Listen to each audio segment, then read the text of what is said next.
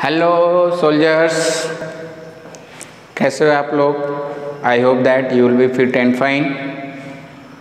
और 11th class के chapter number 2 में लेक्चर नंबर 6 आज हम लोग डिस्कस करेंगे electromagnetic radiation. In this series we are trying to be understand the basic foundation, basic information required to be understand the Bohr's atomic model. My dear soldiers, इसके पहले video lectures में हम लोगों ने देखा कि बोर एटॉमिक मॉडल क्या है और उस बोर्स एटॉमिक मॉडल का डेवलपमेंट कैसे हुआ, किन किन इंफॉर्मेशन, किन किन एक्सपेरिमेंट्स के बेस पे हुआ, वो सारी चीज़ें हम लोग सीख रहे हैं। और इसके पहले वीडियो लेक्चर नंबर 5 में हम लोगों ने देखा कि जो इलेक्ट्रोमैग्नेटिक रेडिएशन था, यानी जब किसी भी पर्टिकुलर बॉडी को हीट किया जाता था तो उससे जो है कुछ रेडिएशंस एमिट होते थे और उन रेडिएशन का जब स्टडी किया गया तो ये पाया गया कि वो इलेक्ट्रोमैग्नेटिक रेडिएशन के इक्वलेंट थे, बराबर थे। इलेक्ट्रोमैग्नेटिक रेडिएशन क्या है, इलेक्ट्रोमैग्नेटिक वेव क्या है, इस चीज़ को पिछले वीडियो वाले लेक्चर नंबर 5 में हम लोगों ने थॉरली पढ़ा कि जब इलेक्ट्रिक और मैग्नेटिक फील्ड के कंपोनेंट आपस में वाइब्रेट करेंगे तो एक नए टाइप्स की वेव का जनरेशन होगा जिसको कि हम लोग इलेक्ट्रोमैग्नेटिक वेव कहते थे। वो जो है इलेक्ट्रोमैग्नेटिक वेव का जो है कैरेक्टरिस्टिक्स प्रॉपर्टी इलेक्ट्रोमैग्नेटिक रेडिएशन के तरीके से मिलता था, या कह सकते हैं कि electromagnetic radiation and electromagnetic wave are just equivalent to each other. चूँकि इसके रेडिएशन के अंदर वेव कैरेक्टर थी, रेडिएशन के अंदर पार्टिकुलेट कैरेक्टर था, एक थ्योरी आई कि dual character of electromagnetic radiation, जिसके अंदर वेव कैरेक्टर और जिसके अंदर जो है कि पार्टिकल कैरेक्टर का जो है हाइपोथेसिस दी गई।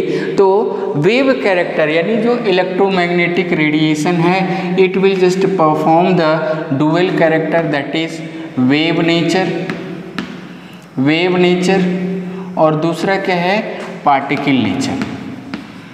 जो बोर्स एटॉमिक मॉडल जो दिया गया और वो क्यों फेल हो गया, उन सारी चीज़ों को समझने के लिए यहाँ पे हम लोग सीखेंगे, देख रहे हैं कि what is the wave nature of electromagnetic radiation, what is the particle nature of electromagnetic radiation.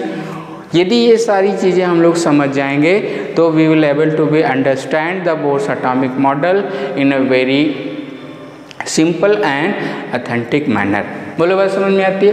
तो वेव नेचर जो इलेक्ट्रोमैग्नेटिक रेडिएशन था उसके अंदर वेव था, wave character, wave characteristics property पीछे वाले वीडियो लेक्चर्स में हम लोगों ने पढ़ा कि वेव की क्या प्रॉपर्टी होती है, वेव को हम लोग कैसे रिप्रेजेंट कर सकते हैं, उसकी क्या कैरेक्टरिस्टिक्स होती हैं, कितने टाइप्स की वेव्स होती हैं, और उसमें जो है इलेक्ट्रोमैग्नेटिक वेव, यानी कहने का मतलब क्या है कि पर्टिकुलर इलेक्ट्रोमैग्नेटिक रेडिएशन के अंदर क्या था, वेव थी, वो वेव नेचर था। और वेव नेचर को किस तरीके से प्रूफ किया गया, ये कंपटीशन में कई बार सवाल आ चुके हैं कि इलेक्ट्रोमैग्नेटिक रेडिएशन के अंदर वेव कैरेक्टर होता है, इसको हम लोग कैसे प्रूफ कर सकते हैं। तो कुछ फिजिकल एक्सपेरिमेंट हैं, उस फिजिकल एक्सपेरिमेंट के सहायता से with the help of that we can proof the electromagnetic radiation are behaving as a wave. और वो जो फिनोमेना है वो कौन सी है, पहला है डिफ्रैक्शन। डिफ्रैक्शन क्या है, अभी 1 बाय 1 सीखेंगे। डिफ्रैक्शन। दूसरा जो फिनोमेना आपका है पोलराइजेशन।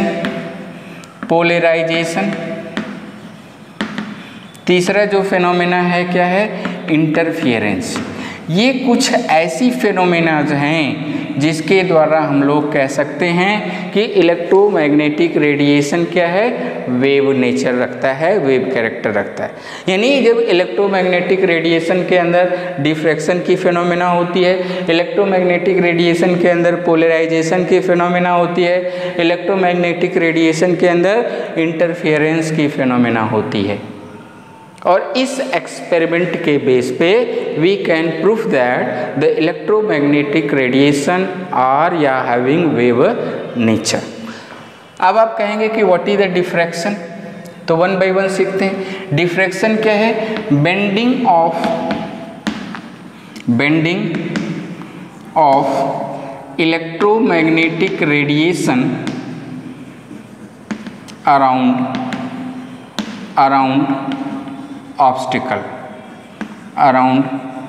ऑब्स्टिकल। यानी देखिए ध्यान से, ये इलेक्ट्रोमैग्नेटिक रेडिएशन मान के चलिए पाथ है, यहाँ पे जा रहा है एक लाइन में, और इसके पर्टिकुलर रास्ते में पाथ में हम लोग क्या कर दें, एक ऑब्स्टिकल रख दें, बाधा रख दें, तो ये इसके अराउंड क्या है, मुड़ जाता है। ये इसके अराउंड क्या होगा, मुड़ जाएगा, बेंड कर जाएगा, और इसी घटना को हम लोग क्या कहते हैं, डिफ्रैक्शन कहते हैं। कैसे समझ सकते हैं इसको और डेली लाइफ में? जैसे लाइट है, लाइट क्या है, light is a electromagnetic radiation, ठीक है। तो जब लाइट को हम लोग चारों तरफ से, रूम में आप देखे होंगे कि चारों तरफ से आपने डोर को बंद कर दिया, खिड़की को बंद कर दिया, लेकिन फिर भी लाइट रूम के अंदर कुछ न कुछ प्रकाश रहता है। जैसे ही उजाला होता है, सुबह होती है, दिन होता है, तो रूम के अंदर जो है कुछ न कुछ लाइट एंटर कर जाती है। कैसे एंटर कर जाती है? हम तो जानते हैं कि light is travelling into the straight light. तो यदि बीच में कोई ऑब्स्टिकल आ जाएगा, कोई बाधा आ गई, तो लाइट वहीं पे रुक जाना चाहिए, लेकिन नहीं, जैसे ही ये लाइट जो है, इलेक्ट्रोमैग्नेटिक जो रेडिएशन है, इस ऑब्स्टिकल से टकराएगा, तो इसके अराउंड ये लाइट मुड़ करके अंदर, रूम के अंदर प्रवेश कर जाती है। गैप, कहीं भी छोटा सा भी गैप होगा तो उससे लाइट क्या होगी, एंटर कर जाएगी। क्यों एंटर करेगी? बेंड कर जाएगी, and this phenomena is called as the diffraction. इसके बाद अगली जो फेनोमेना है हमारे पास, पोलराइजेशन की। पोलराइजेशन क्या है? पोलराइजेशन क्या है? It is the phenomena of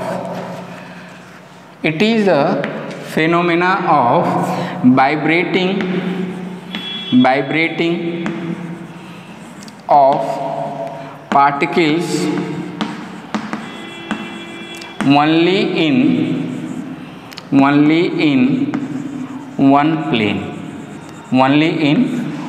plane। यानी जो मीडियम का जो पार्टिकल है, जो वाइब्रेट कर रहा है, वो सिर्फ और सिर्फ किसी एक प्लेन में वाइब्रेट करे, एक फेज में वाइब्रेट करे। सो दिस घटना, this phenomena is called as the polarisation. Polarisation, आगे इसको हम लोग फिजिक्स में लाइट के चैप्टर में डिटेल में पढ़ेंगे। तीसरा हमारे पास जो घटना है, इंटरफियरेंस की। इंटरफियरेंस क्या है? इंटरफियरेंस क्या है? It is the phenomena of interacting the two waves having same or nearly same frequency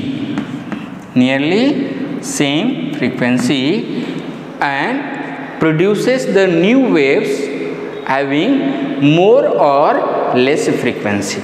यानी यदि ध्यान से देखें, यहाँ पे दो वेव्स हैं, टू वेव्स, और ये जो टू वेव्स है एक मीडियम में ट्रेवल कर रही हैं। ये दोनों वेव्स आपस में इंटरेक्ट करके क्या करें, एक नई वेव का जनरेशन करें। So such kind of the phenomena is called as the interference. और ये सारी की सारी जो घटनाएं हैं वो किस कैरेक्टर को शो करती हैं? वेव कैरेक्टर को। तो जो इलेक्ट्रोमैग्नेटिक रेडिएशन था उसके अंदर क्या है, इंटरफेरेंस हो रहा था, उसके अंदर क्या था, पोलराइजेशन हो रही थी, उसके अंदर क्या था, डिफ्रैक्शन हो रहा था। तो इसके बेस पे हम लोग कॉन्क्लूड कर सकते हैं कि electromagnetic radiations are a kind of wave. साथ साथ में इलेक्ट्रोमैग्नेटिक रेडिएशन के अंदर पार्टिकल नेचर भी था। कैसा था? पार्टिकल नेचर, यानी कुछ ऐसी घटनाएं थी जिसके द्वारा, यानी जिसका एक्सप्लेनेशन इस डिफ्रैक्शन से, इंटरफेरेंस से, पोलराइजेशन से हम लोग नहीं कर सकते। और वो कौन सी घटना थी? पूछा गया है सवाल, जैसे कि ब्लैक बॉडी रेडिएशन। जैसे कि black body radiation, black body radiation. Another is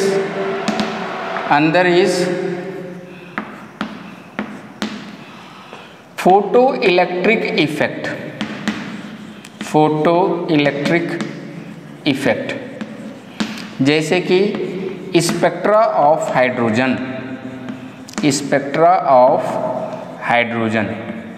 ये ऐसी घटनाएं थी जिसको कि हम लोग वेव कैरेक्टर या वेव थ्योरी के बेस पे हम इसको एक्सप्लेन नहीं कर सकते थे।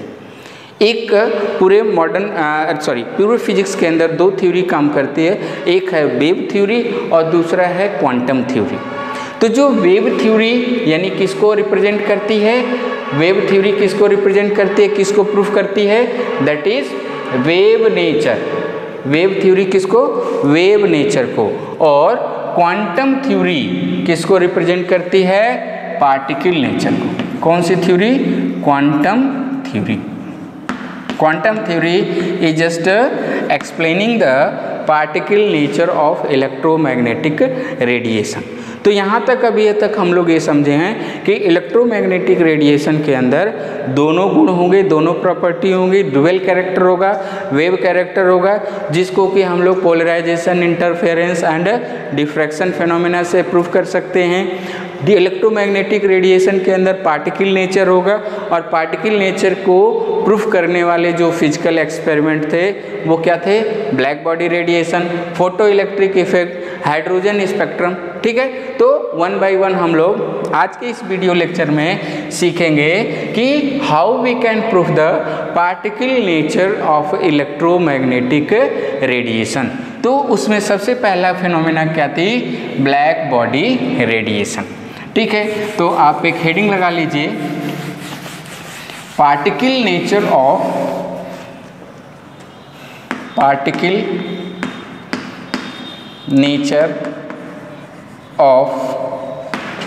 Electromagnetic radiation. और इसको प्रूफ करने के जो कर सकते हैं या इसको जो प्रूफ किया गया किसके द्वारा, by the quantum theory given by Maxwell. और इसमें सबसे पहले हम लोग सीखेंगे क्या, that is black body radiation, black body radiation. देखिए ध्यान से, ब्लैक बॉडी रेडिएशन क्या होता है। तो सबसे पहले समझिए ब्लैक बॉडी क्या है। Will try to build up the concept about the black body, is it. तो जैसे किसी सरफेस पे कोई सरफेस है, यदि इस सरफेस के ऊपर हम लोग यदि इलेक्ट्रोमैग्नेटिक रेडिएशन या क्या करें, लाइट को फॉल करें, तो इस पर्टिकुलर सरफेस से लाइट का कुछ पार्ट क्या हो जाएगा, रिफ्लेक्ट हो जाएगा, कुछ पार्ट क्या होगा, ट्रांसमिट हो जाएगा, ट्रांसमिटेड, और कुछ पार्ट जो है एब्जॉर्ब हो जाएगा। क्या हो जाएगा, एब्जॉर्ब हो जाएगा। यानी when we just fall the radiation over the surface, so the three just event will be takes place. पहला क्या है, some part of the light will reflected, some part of the light will absorb and some part of the light will transmit. सवाल ये उठता है कि इस body के द्वारा पूरी की पूरी लाइट क्यों नहीं एब्जॉर्ब कर ली गई। सवाल ये उठता है कि ये कुछ फ्रैक्शन ऑफ लाइट रिफ्लेक्ट क्यों हो गई। Some portion of the light has been transmitted, why it is so. बोलो बात समझ में आती।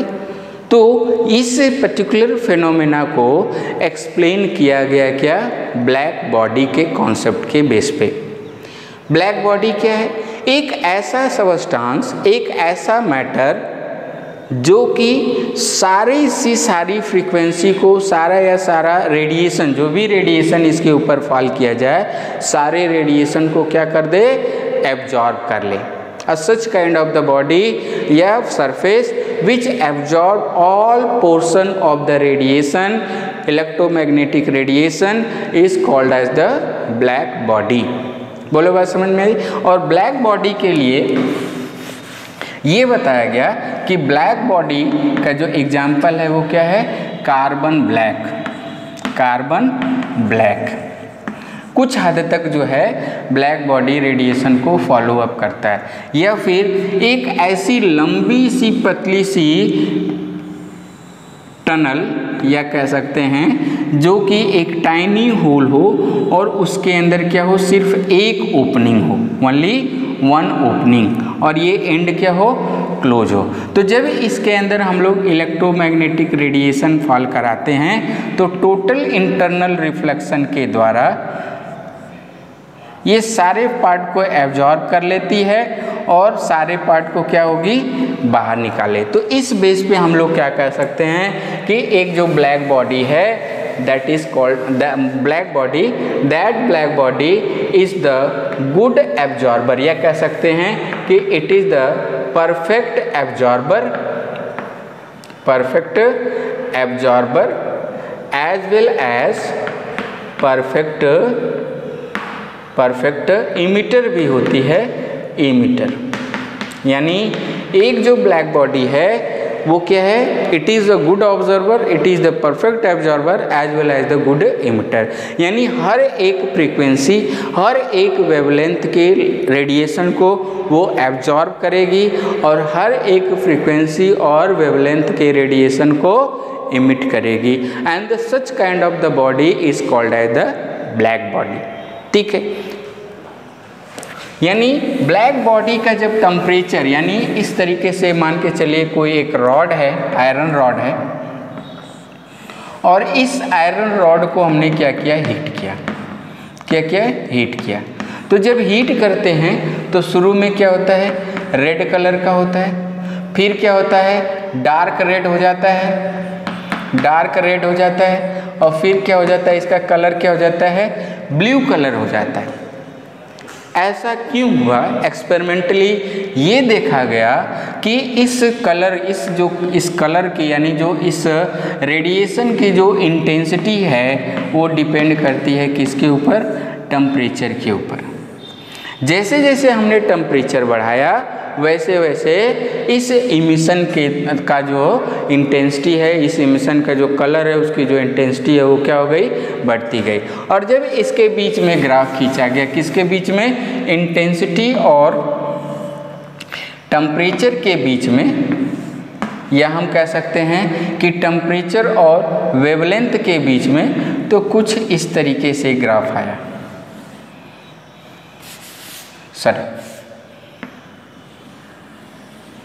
इस तरीके, ये क्या है आपका टेम्परेचर और ये क्या है, वेवलेंथ।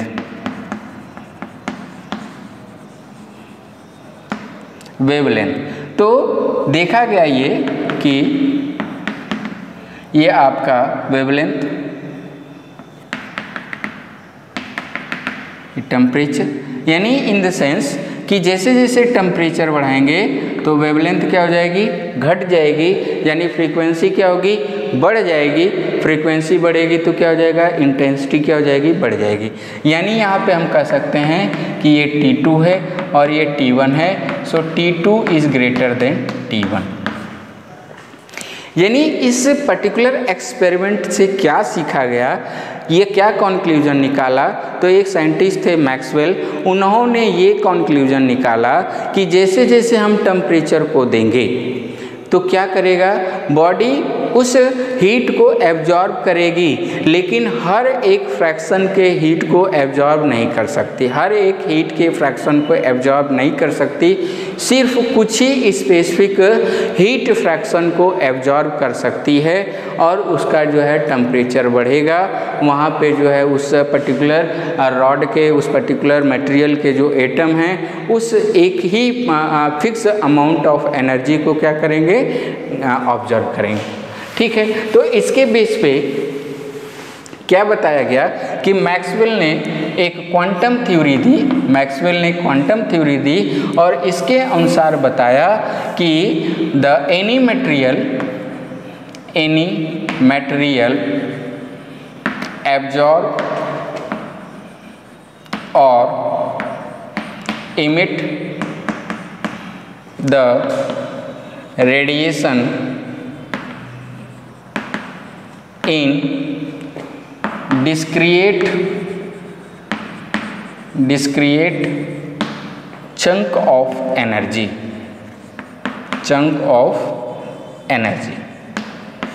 यानी कोई भी जो मैटर है वो जो है डिस्क्रिएट चंक, डिस्क्रिएट का मतलब अलग अलग, चंक का मतलब होता है टुकड़ा, यानी जो एनर्जी कॉन्टिन्यूस फॉर्म में नहीं एब्जॉर्ब करेगा, कैसे एब्जॉर्ब करेगा, इन डिस्क्रिएट चंक यानी छोटे छोटे टुकड़े में।